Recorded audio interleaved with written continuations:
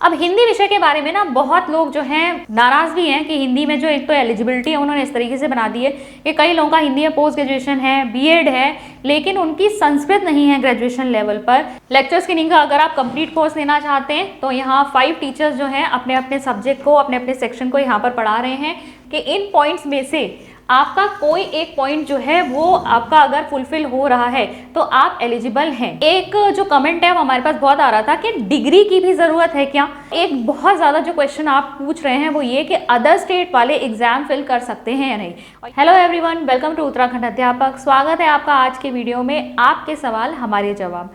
तो मैंने ये वीडियो अपलोड करी थी जहाँ पर हमने ये आपका लेक्चरर का जो आपका एग्जाम होने वाला है उसका डिटेल एडवर्टीजमेंट, जितनी भी इसमें शर्तें हैं और बहुत सारी इंपॉर्टेंट जो बातें हैं जो आपको जाननी चाहिए वो मैंने एक्सप्लेन की थी। इसके बाद भी लेकिन इस वीडियो पे बहुत सारे कमेंट्स हैं, आपके बहुत सारे डाउट्स हैं, तो हमने सोचा क्यों ना हम एक वीडियो के माध्यम से आपके सभी सवालों का जवाब दें। तो चलिए आज का वीडियो स्टार्ट करते हैं और आपके सभी क्वेश्चंस को एक एक करके लेते हैं। पहले देख लेते हैं कि कमेंट्स में क्या क्या बातें की गई हैं। तो यहाँ पर देखिए कमेंट्स आपके बहुत सारे हैं, मैं एक एक करके आपके इन सारे कमेंट्स के बारे में बात करूंगी। तो सबसे पहला तो एक बहुत ज़्यादा जो क्वेश्चन आप पूछ रहे हैं वो ये कि अदर स्टेट वाले एग्जाम फिल कर सकते हैं या नहीं। और ये कमेंट हमारे पास कई लोगों ने पूछा है, अदर स्टेट वाले यूपी से हैं, असम से हैं, अदर स्टेट वाले फॉर्म भर सकते हैं या नहीं। इस तरह के क्वेश्चन कई बार आपने पूछे।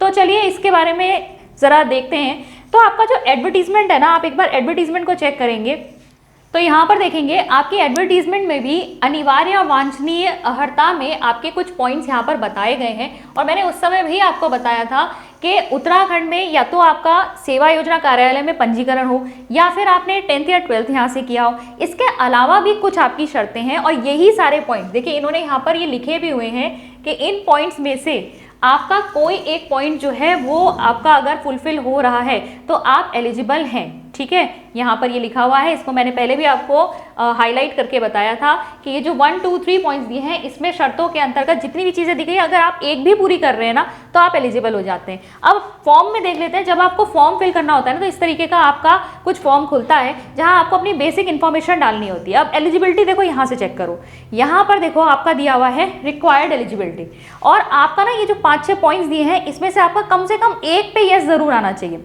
तो देख लेते हैं एक बार पॉइंट्स। तो यहाँ पर है कि आपका जो नेम है किसी डिस्ट्रिक्ट एम्प्लॉयमेंट ऑफिस में रजिस्टर्ड है, तो ऑब्वियसली अगर आप अदर स्टेट से हैं तो ये नहीं होगा।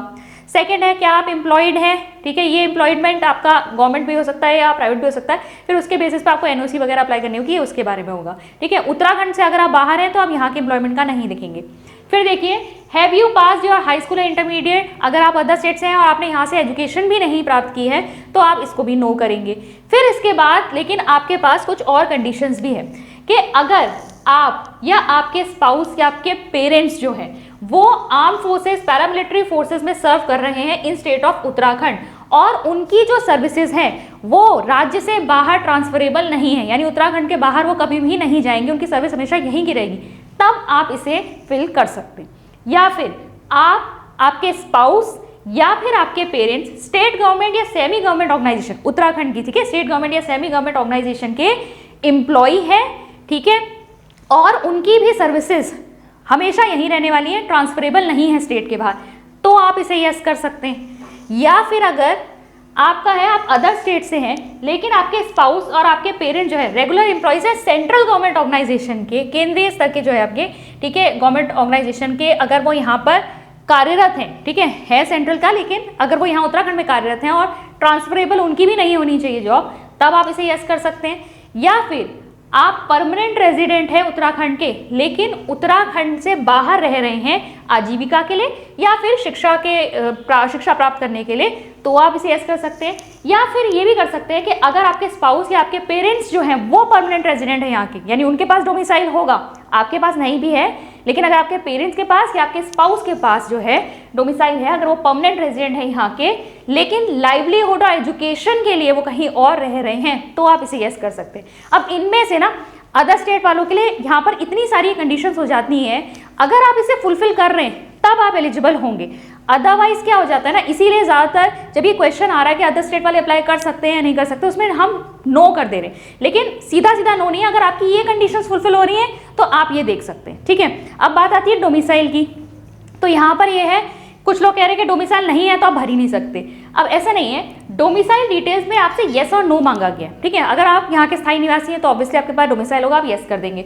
इस केस में आपके पास जो कैटेगरीज आएंगी ना वो कई सारी आएंगी, ठीक है। जब मैंने अगर डोमिसाइल यहाँ येस सेलेक्ट कर दिया तो यहाँ पर आप देखोगे कैटेगरीज जो हैं बहुत सारी खुल जाएंगी यहाँ पर। लेकिन अगर आप जो है डोमिसाइल यहाँ पर नो सेलेक्ट कर दो, ठीक है, तो अदर स्टेट वाला, इसका मतलब अदर स्टेट वाला हो गया वो। अदर स्टेट वाला जो है उसको यहाँ के रिजर्वेशन का जो बेनिफिट है वो नहीं मिलेगा, वो फिर जनरल की तरह ही भरेगा। और ये चीज़ इन्होंने यहाँ लिख रखी है। क्लेम्ड कैटेगरी क्या होनी चाहिए, सब कैटेगरी क्या होनी चाहिए, और इन्होंने लिख रखा है कि यहाँ पर जो है सब कैटेगरी और कैटेगरी या vertical horizontal reservation is only applicable for Uttarakhand domicile candidates. अगर आपके पास उत्तराखंड का डोमिसाइल नहीं है तो आप जनरल की तरह भरेंगे, ठीक है।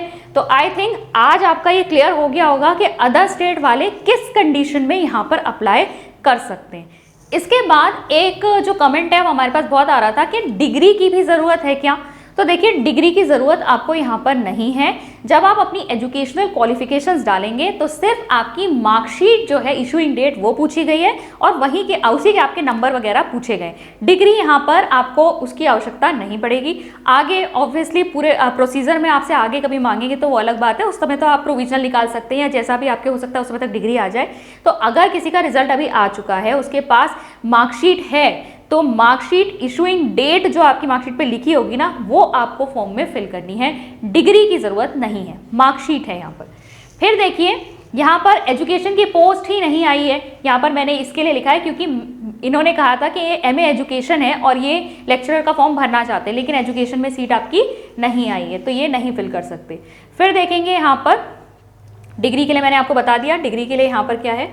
इसके बाद एक क्वेश्चन ये आ रहा है कि एमए का रिजल्ट 4th सेमेस्टर का नहीं आया तो मैं भर सकती हूँ फॉर्म या नहीं। इस तरह के क्वेश्चन मेरे पास बहुत आए हैं कि हम लास्ट सेम में हैं और या फिर हमने पेपर दे दिए लेकिन हमारा रिजल्ट अभी डिक्लेयर नहीं हुआ है, तो क्या हम इस फॉर्म के लिए एलिजिबल हैं, या बीएड भी अभी कंप्लीट नहीं हुआ है। तो देखिए, इस तरह के जो गवर्नमेंट जॉब वाले आपके एग्जाम्स होते हैं ना, इसमें आपकी जो एजुकेशनल क्वालिफिकेशंस है वो कंप्लीट मांगी होती हैं। तो आपका बीएड कंप्लीट होना चाहिए, आपका पोस्ट ग्रेजुएशन कंप्लीट होना चाहिए, रिजल्ट वगैरह सब आपके हाथ में हो, ठीक है।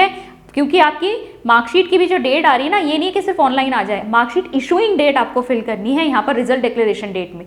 तो इसलिए आपका बीएड और पोस्ट ग्रेजुएशन कंप्लीट होना चाहिए। अगर आप 4th सेम में हैं या आपका रिजल्ट नहीं आया, आपने एग्जाम दिया है लेकिन रिजल्ट अभी नहीं आया, तो भी आप ये फॉर्म फिल करने के लिए एलिजिबल नहीं है। नेक्स्ट अब देखेंगे क्वेश्चन क्या है इनका। हाँ, ये एक क्वेश्चन था, एमएससी इन्होंने माइक्रोबायोलॉजी से किया और ये बीएड है और ये पूछ रही है कि बायोलॉजी के लेक्चरर के लिए एलिजिबल है या नहीं। ये क्वेश्चन मैंने कई बार देख लिया और हमारे पास पर्सनली भी आया है। तो देखिए, मैं इनको बताना चाहूँगी, देखिए इसमें जो जंतु विज्ञान की इन्होंने यहाँ पर आपकी एलिजिबिलिटी दी है उसको एक बार चेक कर लीजिए। यहाँ पर जंतु विज्ञान के लिए इन्होंने दिया है, तो जंतु विज्ञान नहीं, जीव विज्ञान की बात करेंगे। जीव विज्ञान के लिए इन्होंने यहाँ पर दिया है कि भारत में विधि द्वारा स्थापित किसी विश्वविद्यालय से या तो इन्होंने वनस्पति विज्ञान या जंतु विज्ञान या एडवांस जंतु विज्ञान में स्नातकोत्तर की उपाधि प्राप्त की हो और प्लस इनका बीएड होना चाहिए। तो देखिए, ये जो एडवांस जंतु विज्ञान यानी कि आपका एडवांस जूलॉजी है, इसमें मैंने वैसे चेक किया था, हालांकि बहुत ज़्यादा रिलायबल सोर्सेज है, लेकिन नेट पे जो मैंने चेक किया था उसमें माइक्रोबायोलॉजी इंक्लूड हो रहा था। बट फिर भी मैं आपको सलाह देना चाहूँगी कि यहाँ पर फॉर्म अगर आप देखेंगे तो वहाँ पर उन्होंने लिखा भी हुआ है कि अगर इसके बाद भी आपकी कोई क्वेरी है तो आप जो है आयोग पे फ़ोन करके, ईमेल करके पता कर सकते हैं। तो आप वैलिड है या नहीं, या आप इसको एलिजिबल है या नहीं, आप भर सकते हैं या नहीं भर सकते, इसको आप एक बार कंफर्म कर लीजिए आयोग से, ठीक है। हालांकि एडवांस जंतु विज्ञान अगर लिखा है तो इसके अंतर्गत आ सकता है आपका माइक्रोबायोलॉजी। फिर देखेंगे और क्या क्वेश्चंस पूछे गए हैं। तो यहाँ पर देखिए, एमएससी और बीएड अगर दोनों सेम सेशन में हो तो ये एलिजिबल है या नहीं, इस तरह का क्वेश्चन भी हमारे पास आ रहा है। तो देखिए, 2 डिग्रीज जो होती है ना, अगर आपने सेम सेशन में ली है वो तब वैलिड हो सकती है अगर एक डिस्टेंस से हो और एक रेगुलर से हो, ठीक है। सेम ईयर में भी हो कोई बात नहीं, लेकिन एक डिस्टेंस होनी चाहिए, एक रेगुलर होनी चाहिए। 2 रेगुलर डिग्रीज एक ही यूनिवर्सिटी से, अलग अलग यूनिवर्सिटी से एक साथ जो है एलिजिबल नहीं होती। 2 डिस्टेंस वाली भी एक ही ईयर वाली आपकी एलिजिबल नहीं होती। ये इस केस में एलिजिबल है क्योंकि एक इनकी डिस्टेंस मोड से है, ठीक है, ओपन से, और एक इनकी रेगुलर है। नेक्स्ट है आपका डिग्री की डेट मेंशन करनी होगी, तो डिग्री की यहाँ पे ज़रूरत नहीं है, इसका रिप्लाई मैं आपको कर चुकी हूँ। हिंदी विषय के बारे में, अब हिंदी विषय के बारे में ना बहुत लोग जो हैं नाराज़ भी हैं कि हिंदी में जो एक तो एलिजिबिलिटी है उन्होंने इस तरीके से बना दी है कि कई लोगों का हिंदी में पोस्ट ग्रेजुएशन है, बीएड है, लेकिन उनकी संस्कृत नहीं है ग्रेजुएशन लेवल पर, इस वजह से वो इस फॉर्म को नहीं फिल कर पाएंगे। तो हाँ, ये तो आपका है ही, और कई बार इन लोगों को क्वेश्चन मुझसे ये पूछा गया है, तो मैं आपको बता देती हूँ कि आपका इसी तरीके का रहने वाला है। प्रवक्ता हिंदी के लिए देखिए इन्होंने 3 चीज़ें मांगी हैं। पहला तो ये कि इनका हिंदी में स्नातकोत्तर होना चाहिए, दूसरा ये कंपलसरी है, ठीक है, होना ही है, आपका संस्कृत जो है आपका होना चाहिए ग्रेजुएशन लेवल पे एक सब्जेक्ट, या फिर आपने किसी विश्वविद्यालय से शास्त्री की हो, ठीक है, तब आप इसके लिए एलिजिबल हैं, प्लस आपका बीएड होना चाहिए। तो यहाँ पे ये 3 आपके पॉइंट्स हैं और ये फुलफिल होंगे तभी आप हिंदी के प्रवक्ता के लिए फॉर्म फिल कर सकते हैं। तो ये आपके मेन क्वेश्चंस थे जिनको हमने कवर किया। इसके बाद इन्होंने क्वेश्चन कोर्स फी क्या है वो पूछ रखा है। तो कोर्स फी देखिए, आप हमारी ऐप को डाउनलोड कर सकते हैं, ऐप डाउनलोड करके आप वहाँ पे हमारे डेमोज वगैरह चेक कर सकते हैं। वहाँ पर आपको सभी चीज़ें जो है क्लियरली मेंशन है, वहाँ पर पता चल जाएंगी कि हमारी कोर्स की फ़ी क्या है। इसके बावजूद मैं आपको थोड़ा बहुत दिखा देती हूँ यहाँ पर कि हमारे जो आपके कोर्स बैनर्स हैं वो कुछ इस तरीके से हैं। लेक्चर स्क्रीनिंग का अगर आप कंप्लीट कोर्स लेना चाहते हैं तो यहाँ 5 टीचर्स जो हैं अपने अपने सब्जेक्ट को, अपने अपने सेक्शन को यहाँ पर पढ़ा रहे हैं। ज्योति मैडम यहाँ पे उत्तराखंड पढ़ा रही हैं, दीपक पंसर यहाँ पर हिंदी पढ़ा रहे हैं, अन्नू मैम जो है, अन्नपूर्णा मैम यहाँ पर रीजनिंग पढ़ा रही हैं, मैं यहाँ पर टीचिंग एप्टीट्यूड देखूंगी और ललित पंसर यहाँ पर आपको जीएस वाला पोर्शन कवर कराएंगे। आप कंप्लीट बैच चाहते हैं तो कंप्लीट बैच ले सकते हैं। और इसके अलावा अगर आपको किसी एक सिंगल सब्जेक्ट में प्रॉब्लम आ रही है तो आप सिंगल सब्जेक्ट के लिए भी अलग अलग कोर्सेज को देख सकते हैं। आप ऐप डाउनलोड करके देखिए, वहाँ पर कुछ वीडियोस और कुछ पीडीएफ जो हैं आपके लिए वहाँ पर ओपन है एज डेमो, तो आप वो चेक कर लीजिए। अगर आपको सूटेबल लगता है तो आप इन कोर्सेज को परचेज कर सकते हैं। और वैसे मैं आपको बताना चाहूँगी कि आने वाली दिवाली में ही हमारी बहुत अच्छी सेल भी आने वाली है, तो अगर आप चाहते हैं जल्दी से जल्दी इसका लाभ उठा सकते हैं। आप एक बार हमारे कोर्सेज को ऐप में जाकर ज़रूर चेक कीजिए।